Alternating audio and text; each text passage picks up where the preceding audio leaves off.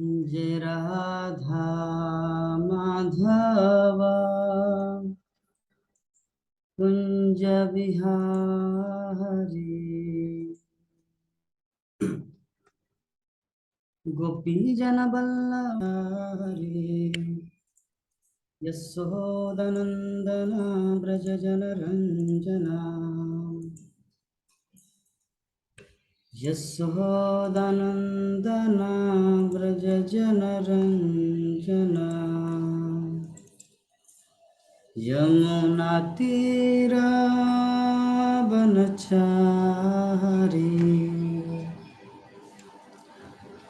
जय राधा माधव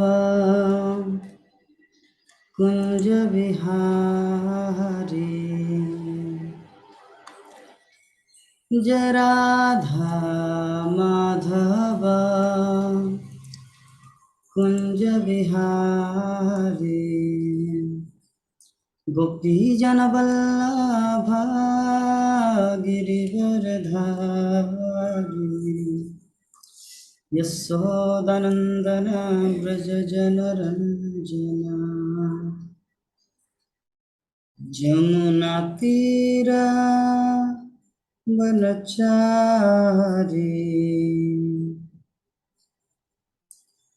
जय राधा माधव कुंज बिहारी हरे कृष्णा कृष्ण कृष्ण हरे हरे हरे राम राम राम हरे हरे हरे कृष्णा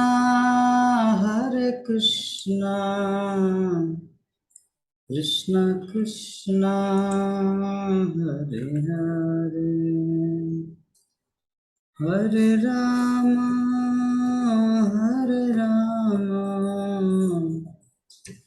राम राम हरे हरे जय राधा माधव राधे जय पंचतत्व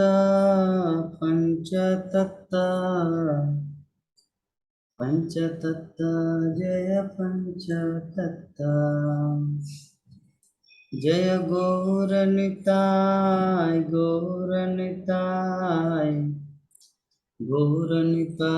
जय गौरनिताय जय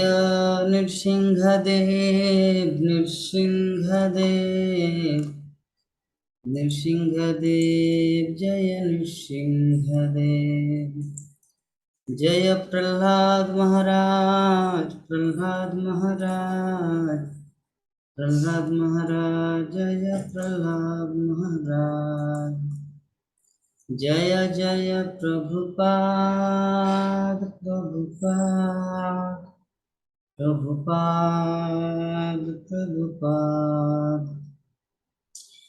निताय गौर हरिबोल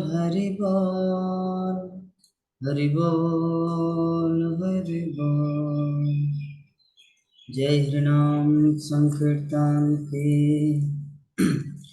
जगत गुरु शिल प्रभुपाद की निताय गौर प्रेमानंदे ओम ज्ञानतिमिरन्धस्य ज्ञानञ्जनशलाकया चक्षुरुन्मिलितं येन तस्मै श्रीगुरुवे नमः श्रीचैतन्यमनोभीष्टं स्थापितं येन भूतले स्वयं रूप कदा मह्यं ददाति शपदान्तिकं वन्देऽहं श्रीगुरु श्रीयुतापदकमलं श्रीगुरुन् वैष्णवांश्च श्रीरूपं साग्रजातं सहगना रघुनाथान्वितं तं सजीवं साद्वैतं सावधूतं परिजनासहितं कृष्णचैतन्यदेवं श्रीराधा कृष्णपादान् सहगना ललिता श्रीविशाखान्वितांश्च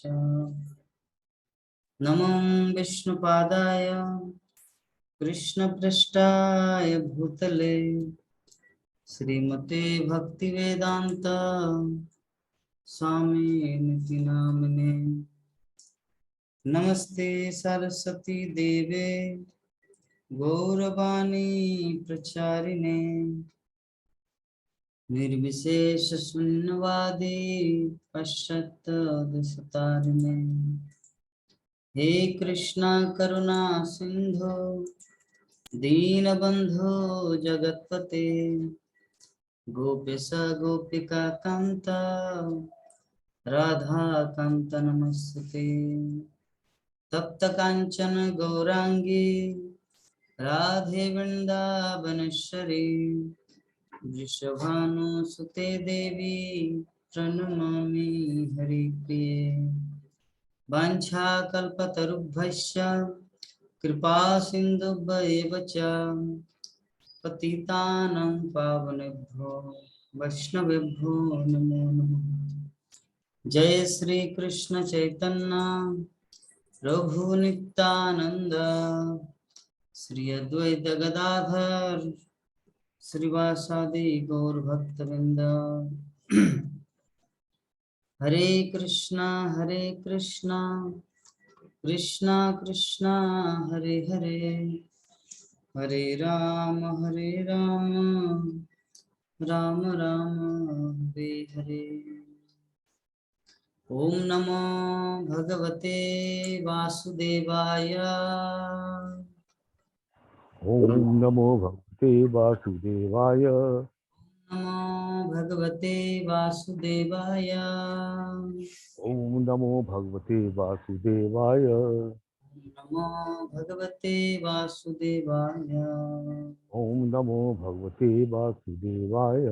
नारायणं नमस्कृत्य नारायणं नमस्कृत्य नरं चैव नरोत्तमं हरं चैव नरोत्तमं देवीं सरस्वतीं व्यासं देवीं सरस्वती व्यासं ततो जयमुदीरये। ततो जयमुदीरये। नष्टप्रायेषु अभद्रेषु अष्टप्रायेषु भद्रेषु नित्यं भागवत सेवया नित्यं भागवते सेवया भगवती उत्तम श्लोके भगवतमुत्तमश्लोके भक्तिर्भवति नष्टिके। भवति नष्टिके। श्रीमद् भागवतम प्रथम स्कंद 16 अध्याय श्लोक संख्या 11।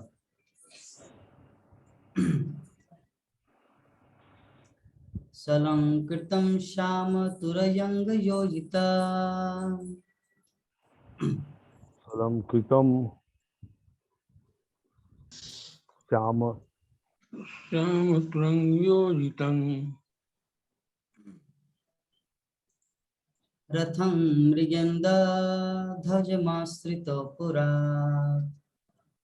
रतं मृगेन्द्रध्वजमाश्रिता पुरा दीतो रथास्य दीपपत्तियुक्तया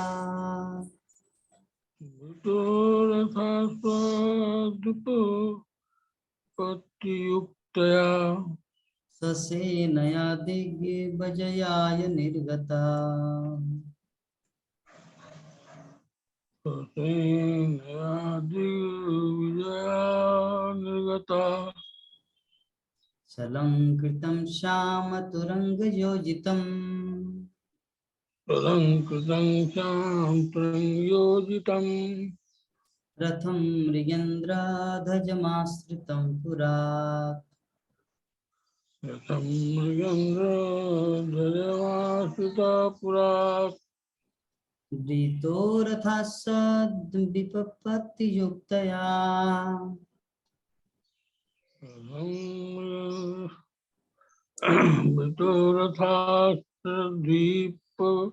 द्वीपपतियुक्तया ससेनया दिग्विजयाय निर्गता।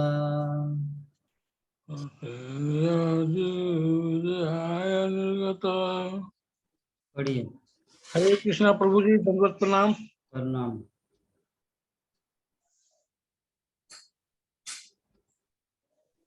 हरे कृष्ण प्रभु जी। हरे कृष्ण। अनुवाद तात्पर्य पढ़ेंगे।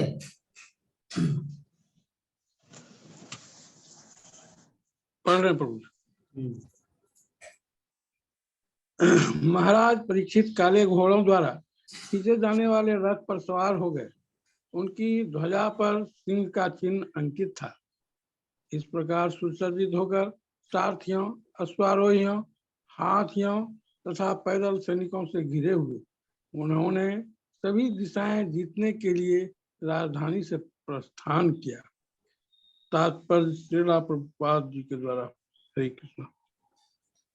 महाराज परीक्षित अपने पितामह अर्जुन से इस बात में भिन्न थे कि उनके रथ को खींचने वाले घोड़े श्वेत रंग के न होकर काले रंग के थे। उनकी ध्वजा का चिन्ह सिंह था, जबकि उनके पितामह की ध्वजा हनुमान जी चिन्हित थे।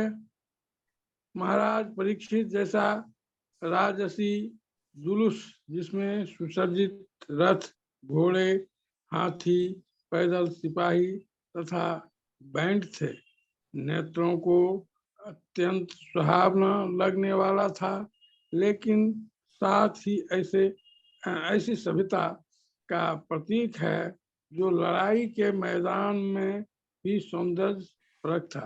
आगे बढ़ाइए। तो ये था आज का हमारा श्लोक। श्रीमद् भागवतम प्रथम प्रभु जी के चेहरा के सामने क्या आ रहा है? प्राण मोहन प्रभु जी के चेहरा के सामने अंगूठा आ रहा है। हाँ? वीडियो पे देखिए, अंगूठा आ रहा है। मेरे चेहरे के सामने क्या है? आपके चेहरे के नहीं, प्राण मोहन प्रभु जी के चेहरे के सामने अंगूठा आ रहा है। ओ अच्छा, ठीक है। तो कल हम लोग चर्चा किए थे, क्या कोई बता पाएंगे? एक दो पॉइंट तो स्वेच्छा से बोल सकते हैं। कल परीक्षित महाराज का ही चर्चा कल हुआ था कि उनके नगर में कोई गलत आदमी प्रवेश कर गए थे। तो उनको जानकारी जब हुआ तो वो लड़ने के लिए तैयार हो गए एकदम कि मेरे नगर में कैसे कोई गलत आदमी घुस गया।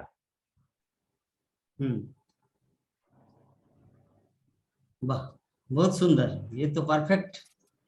प्रभु जी थोड़ा थोड़ा सीख गए, ये आज बोहनी किया स्टार्टिंग में। और कोली का प्रभाव किस किस में पड़ता है, ये भी बताया था प्रभु जी। क्या प्रभु जी? संजीत प्रभु जी, आवाज नहीं आ रहा क्लियर। कोली का प्रभाव किस किस पर पड़ता है और डिटेल्स में बताया था। हाँ, कली का प्रभाव। कोली का प्रभाव। तो हम लोग कल परसों जो क्लास में जो डिस्कस किए थे कि कली किस प्रकार अपना रूप रंग दिखाया, इस जगत में प्रवेश किया। तो हम लोग पहले श्रवण किए कि कली को ऐसे स्थान नहीं मिल रहा था कहीं पर रहने के लिए, क्योंकि परीक्षित महाराज के काल के समय किसी भी जगह मीट मछली बिक्री नहीं होता था, कहीं पर जुआ नहीं खेलते थे, कोई नशा घर नहीं था, कहीं पर वेश्यालय नहीं था। इसीलिए कली जाएगा क्या? क्योंकि कली को तो 4 स्थान मिला था, तो 4 स्थान तो पूरे राज्य में था नहीं, क्योंकि महाराज परीक्षित इतने धार्मिक राजा थे, उनके प्रताप से दुनिया के सभी लोग भक्ति करते थे, और जहाँ पे भक्ति होगा वहां पे कली का वास कैसे रहे। तो इस प्रकार उनको सोने का जगह अर्थात ज्वेलरी शॉप में कली को रहने का स्थान प्रदान किया गया। ठीक है, तो हम लोग यहाँ पर देख रहे हैं आज का जो श्लोक है, आज के श्लोक में बताया गया कि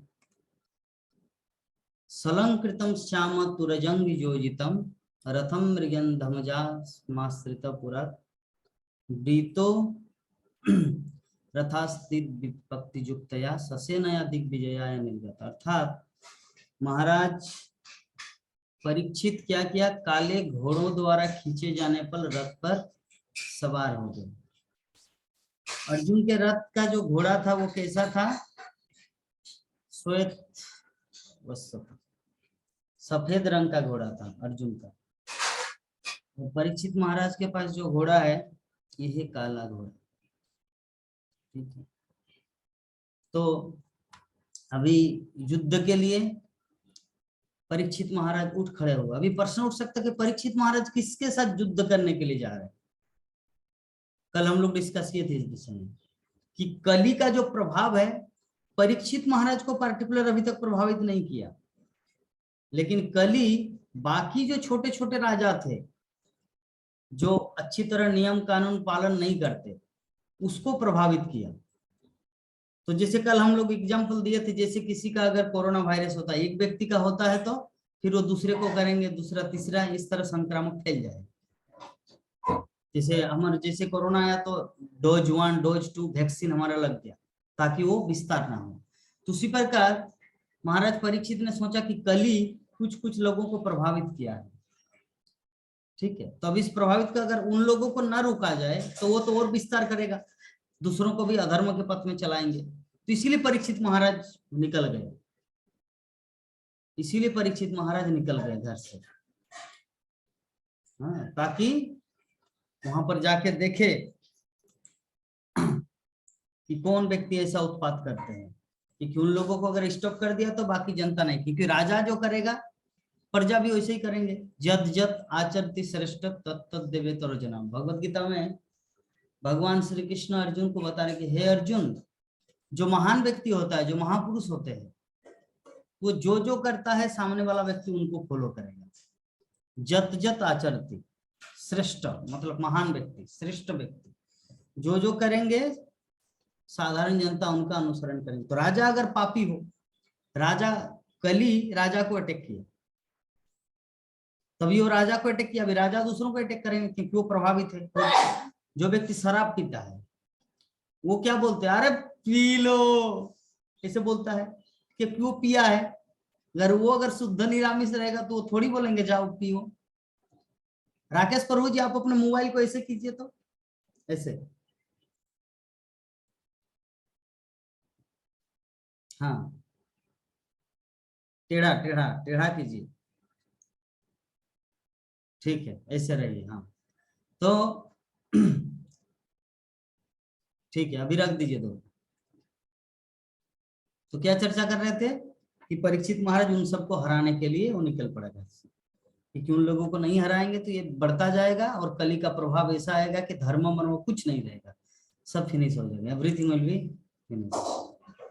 ठीक, तो महाराज परीक्षित और अर्जुन, जैसे अर्जुन था आपका विश्व विजयी धनुर्धर, उसी प्रकार परीक्षित महाराज भी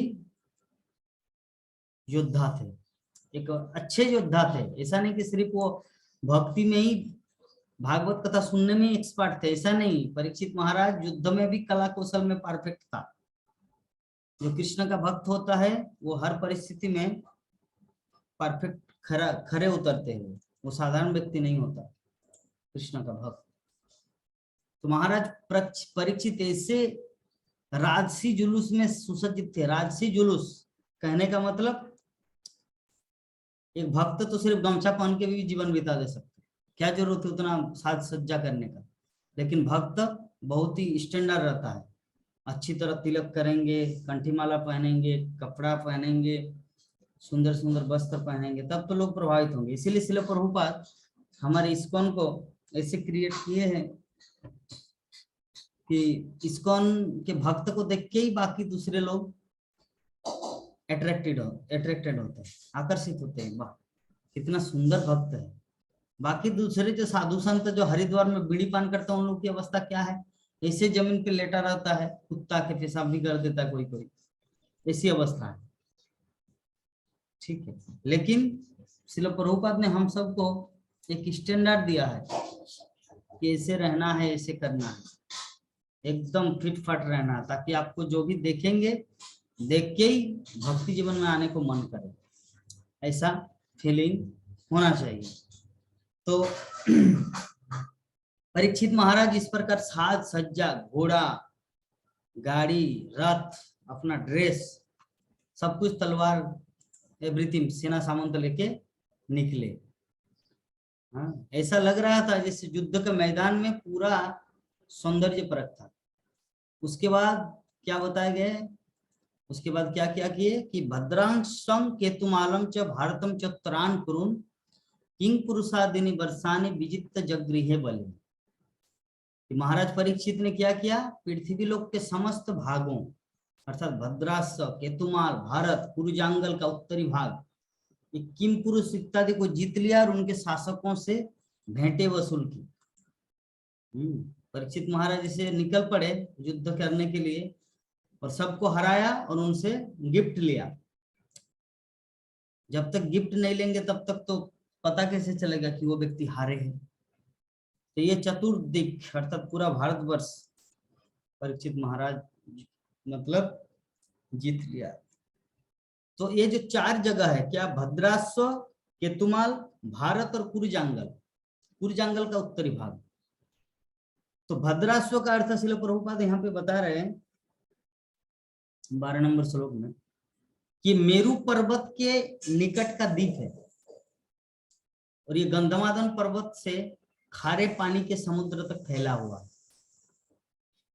गंधमादन पर्वत कहाँ है? गंधमादन पर्वत खारे पानी मतलब हम लोग जिस समुद्र को देखते हैं ना, ये सब खारा पानी है, मीठा पानी नहीं है। तो जब लक्ष्मण शक्तिशाल अर्थात शक्तिहीन हो गए थे तब हनुमान गया था लाने के लिए संजीवनी बूटी। तो संजीवनी बूटी कहाँ मिलता है? बिहार में, राजस्थान में, मध्य प्रदेश। गंधमादन पर्वत उड़ के गया था। तो गंधमादन पर्वत के सामने मेरू पर्वत के एक सामने एक छोटा सा द्वीप है, उस द्वीप को कहा जाता है भद्राश्व। ठीक है, इसका वर्णन महाभारत के भीष्म पर्व में इस द्वीप का वर्णन आया। भीष्म पर्व 7म पर्व 14 अध्याय श्लोक संख्या 18 ना, भीष्म पर्व 7म अध्याय 14, 15, 16, 17, 18 5 श्लोकों में इसका वर्णन है, जो संजय ने धृतराष्ट्र को इसका वर्णन सुनाया था महाभारत में। ये भद्राश्व द्वीप एक्चुअली है क्या। तो महाराज युधिष्ठिर ने क्या किया, महाराज युधिष्ठिर इस द्वीप को जीता था एक बार और ये प्रांत उनके राज्य की सीमा के भीतर आ गया था। तो महाराज परीक्षित को पहले ही अपने पितामह द्वारा शासित सारे राज्यों का, सारे देशों का सम्राट घोषित किया गया था, लेकिन उन्हें उस समय अपनी श्रेष्ठता स्थापित करनी थी जब वो ऐसे राज्यों से भेंटे लेने के लिए राजधानी से बाहर निकले थे। कहने का मतलब श्रील प्रभुपाद यहाँ पे क्या बोलना चाह रहे कि परीक्षित महाराज को युधिष्ठिर महाराज ने राज्य सिंहासन दे दिया था, पूरे पृथ्वी का राजा बना दिया था, लेकिन फिर भी परीक्षित महाराज क्यों गया ये सब करने के लिए? कारण क्या है? इसीलिए गया ताकि लोगों को लगे कि परीक्षित महाराज कोई डोनेशन का चीज नहीं ले रहे, बल्कि अपनी श्रेष्ठ शक्ति के माध्यम से वो वसूल कर रहा है, अपने दम पर जीता है, किसी के कृपा पर नहीं।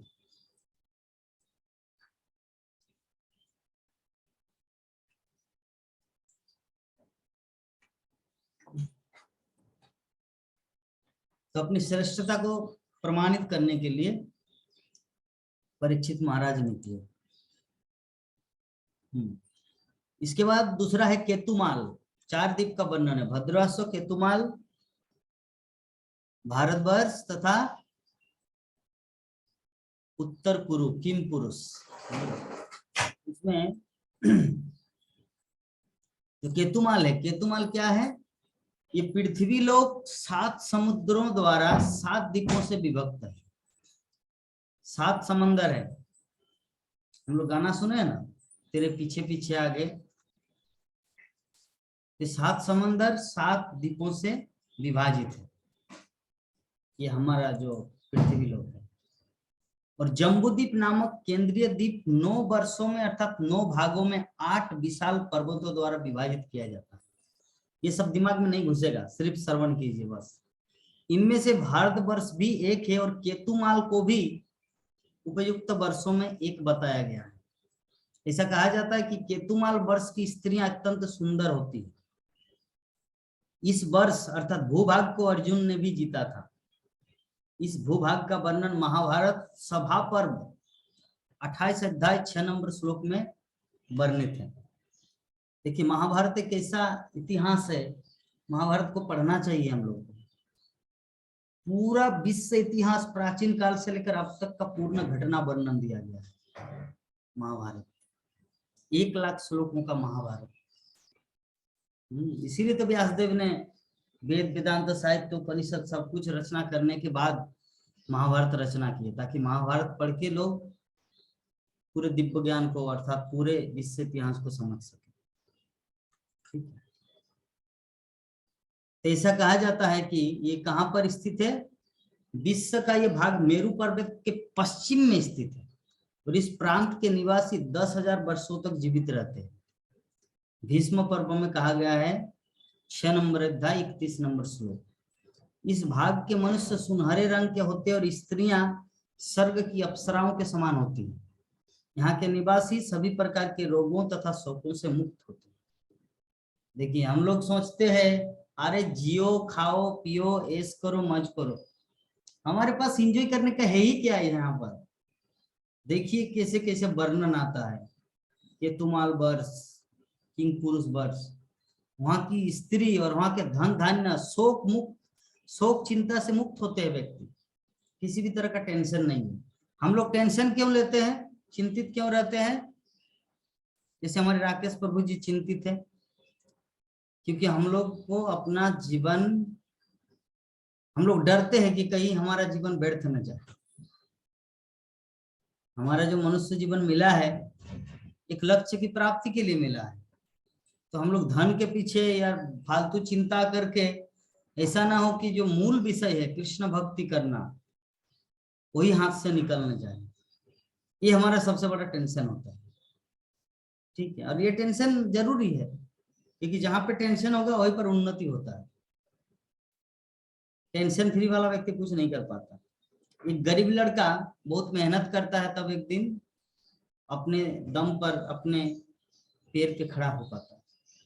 लेकिन जो धनी लड़का है जो जीवन में कभी पैसा नहीं कमाया, उनके पिताजी के पास बहुत सारा धन है, तो वो क्या जाने मेहनत का फल क्या होता है, मेहनत का परिश्रम अर्थात धन कमाना कैसा होता है, उनको कुछ नहीं पता। ठीक,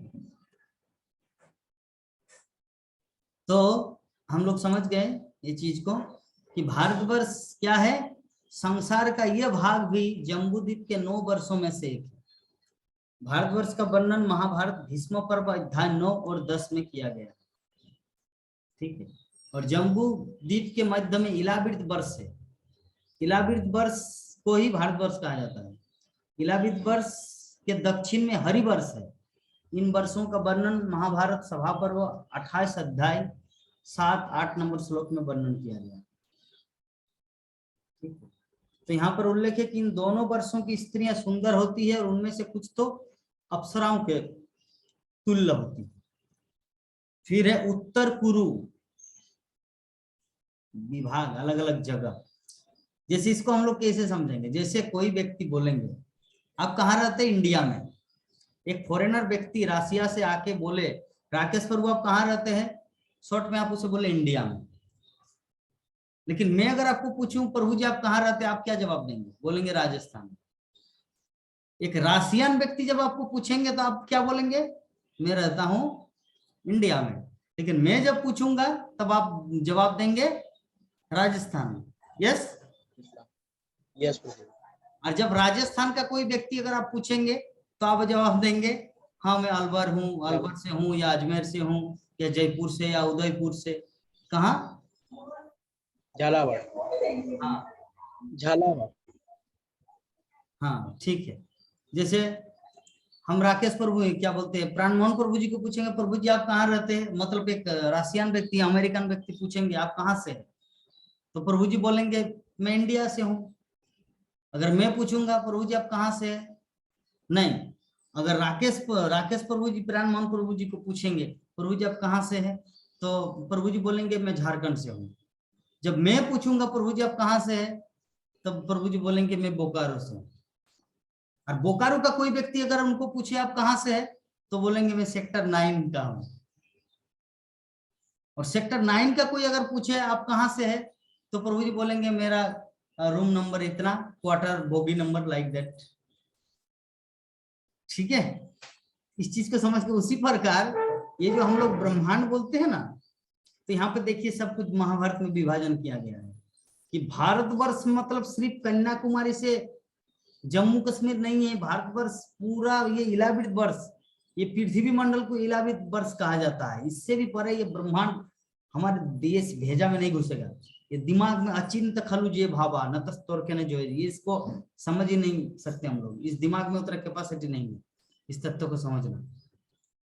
ठीक है, और किंग पुरुष वर्ष यहाँ पर क्या बताया गया है, उत्तर कुरु में क्या है कि वैदिक भूगोल के अनुसार जम्बूद्वीप का उत्तरी भाग उत्तर कुरु वर्ष कहलाता है। ये 3 वर्ष नमकीन पानी के समुद्र से घिरा हुआ है और हिरण्यमय वर्ष से श्रृंगमान पर्वत के द्वारा विभाजित होता है।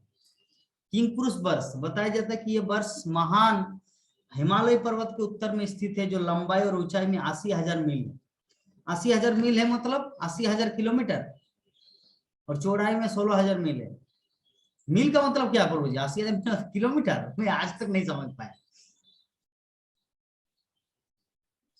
मील ज्यादा होता है और किलोमीटर कम होता है। अच्छा, किलोमीटर कितने में होता है? जैसे 1 किलोमीटर का 1 किलोमीटर हुआ। अच्छा, 1 किलोमीटर, तो मील कितना में एक मील होता है? अगर 1600 मीटर लगभग। 3 मील का, हाँ 1600 मीटर लगभग। 2 मील का होता है 3 किलोमीटर। अच्छा, ओ जैसे विदेश में किलोमीटर नहीं चलता है, अमेरिका में मील चलता है। ओ मील, समझ गया। मतलब मील अलग है, किलोमीटर अलग है, हाँ हाँ। दोनों का समझ गया। जैसे क्या बोलते हैं हम लोग, जब एग्जाम्पल कैसे दें, तेल को लीटर से नापा जाता है, तेल को लीटर से नापा जाता है, और 3 किलोमीटर का 1 कोस होता है। हाँ 1 कोस ओके, 3 किलोमीटर का। वो तो 16 किलोमीटर में एक कोस होता है ना? नहीं, मुझे ऐसा उसे लगा, जोड़ना पड़ेगा। मुझे याद नहीं आ रहा। अच्छा जो भी है, 16 किलोमीटर का 1 ओके अंडरस्टैंड, ठीक है। तो हम लोग समझ गए, जैसे तेल को हम लोग नापते हैं लीटर से, और चावल को नापते हैं लीटर से नहीं, चावल को केजी किलोग्राम से। तो उसी प्रकार अलग अलग मापने का, उसी तरह मील अलग है, किलोमीटर अलग है, अंडरस्टैंड, ठीक है। तो 80,000 मील है इनकी लंबाई किम पुरुष वर्ष का, और 16,000 मील है इनका चौड़ाई। तो विश्व के इन भागों को भी अर्जुन ने जीता था। 28 सभा पर, महाभारत सभा पर 28 नंबर अध्याय 1-2 नंबर श्लोक में वर्णन किया गया है। ठीक है, और किम पुरुष लोग दक्ष की पुत्री की संतानें हैं। जब महाराज युधिष्ठिर ने अश्वमेध यज्ञ किया था, 3 देशों के निवासी भी उस उत्सव में भाग लेने आए थे, और उन्होंने सम्राट का यशोगान किया था। जिससे इसको कैसे समझेंगे, क्योंकि ये सब दिमाग में नहीं घुसेगा जब तक हम मेटेरियल एग्जाम्पल नहीं दे। जैसे अफ्रीकन लोग हैं और इंडियन लोग हैं।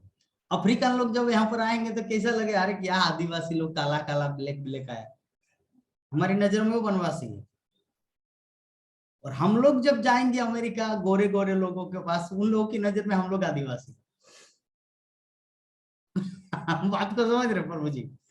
हम लोग अफ्रीकन काला काला लोगों को देख के बोलते आदिवासी है, क्या काला। अमेरिका में, प्रभु जी, अमेरिका में 2 ही जात है, एक काला एक गोरा। मैं गोरा आदमी सब, गोरे की बात कर रहा हूँ। हाँ नहीं बता रहा हूँ मैं, गोरा आदमी सब अच्छा है वहाँ का, और काला सब जो है वो बहुत बदमाश है। अच्छा, मैं सुबह में निकलता था मॉर्निंग वॉक के लिए, तो जो भी लोग वहाँ मिलते थे ना, गुड मॉर्निंग करते थे। अपने इंडिया में ऐसा कुछ नहीं है। समझ गए। तो जो भी है अल्टीमेटली हम लोग समझ गए। तो इस प्रकार अलग अलग जगह है, तो विश्व के इस भाग को किमपुरुष वर्ष या कभी कभी हिमवती हिमालय के प्रांत कहा जाता है।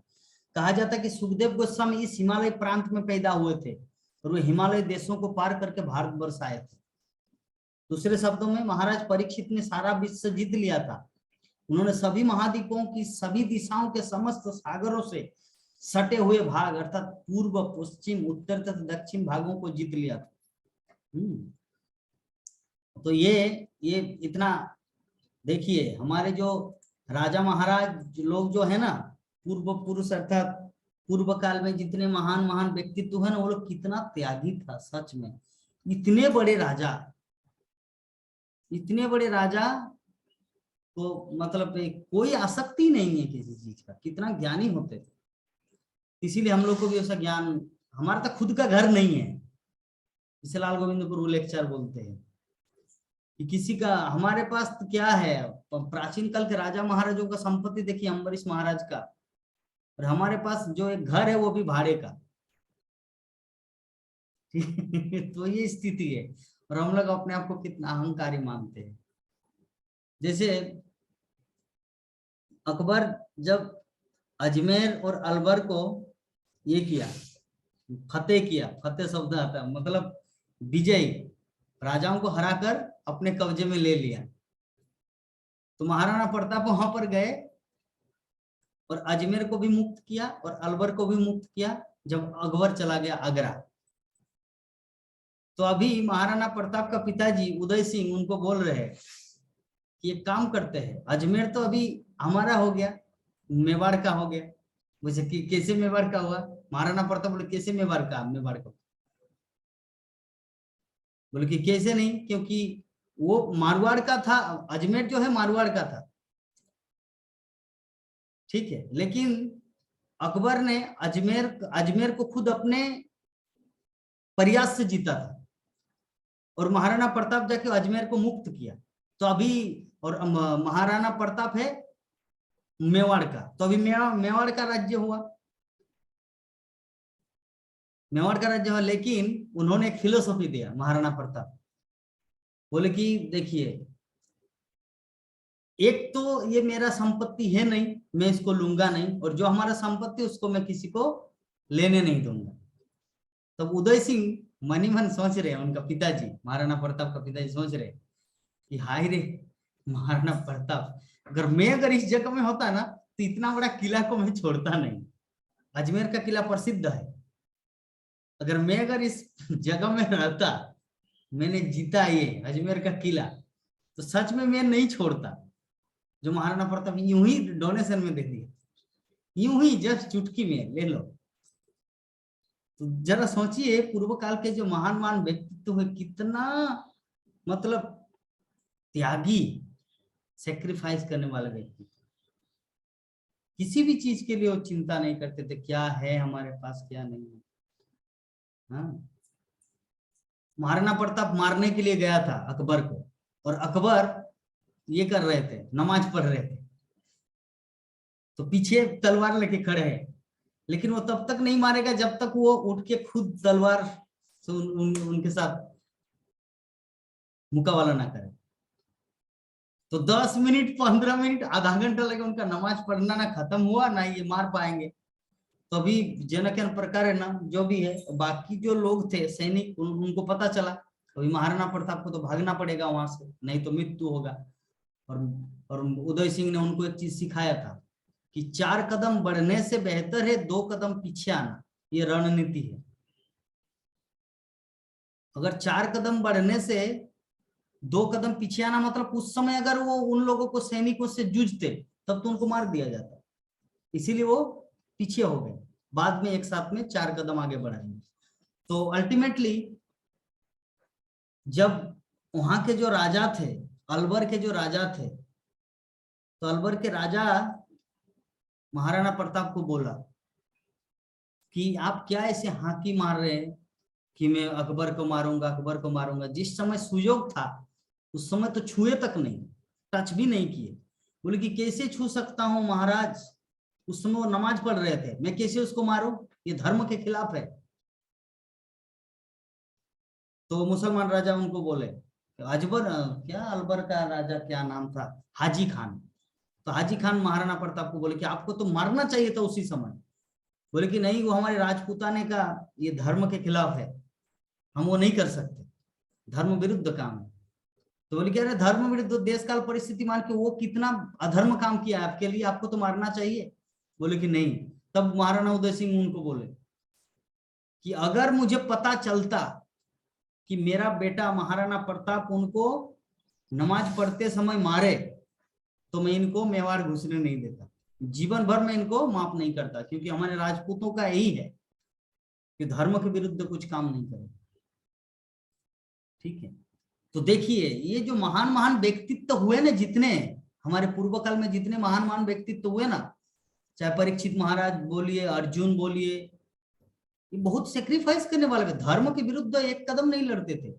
उर्वशी आए थे एकदम पूरा नंगी होगी, बोले कि प्लीज एम्ब्रेस में, मुझे आलिंगन कीजिए स्वर्गलोक में अप्सरा। तो अर्जुन बोले कि नहीं, आप मेरी माँ हैं। बोले कि कैसे आपकी माँ है, आपका गर्लफ्रेंड के रूप में यहाँ पर आया। बोले कि हमारे जो पूर्व पुरुष जो थे ना, उनके साथ भी आपका संभोग हो चुका है, इसीलिए आप मेरी माँ है, और एक माँ के साथ मैं नहीं कर सकता। तो बोले कि तुम नपुंसक हो जाए। तो बोले कि ठीक है, मैं नपुंसक ही हो जाऊं, लेकिन मैं धर्म विरुद्ध काम नहीं करूंगा। कितना सुजोग था, बट स्टिल नहीं किया। महाराणा प्रताप का सुजोग था, एक तलवार लेते तो मार देते अकबर को, नहीं किया, धर्म विरुद्ध काम नहीं किया। इतिहास में उसी का नाम लिखा जाता है जो धर्म पथ पे चले। सच में ये सब महान व्यक्तियों का गुण गाथा, इसीलिए वो महान है। महान ऐसे ही नहीं बनते व्यक्ति, सेक्रीफाइस, त्याग, त्यागी व्यक्ति को महान बनाता है। ठीक, तो चलिए हम लोग नेक्स्ट में घुस जाते हैं। ये जो हमारा श्लोक, ये जो हमारा समय सीमा पार हो गया, आप लोग तुरंत ज्वाइन कीजिए इमीडिएटली।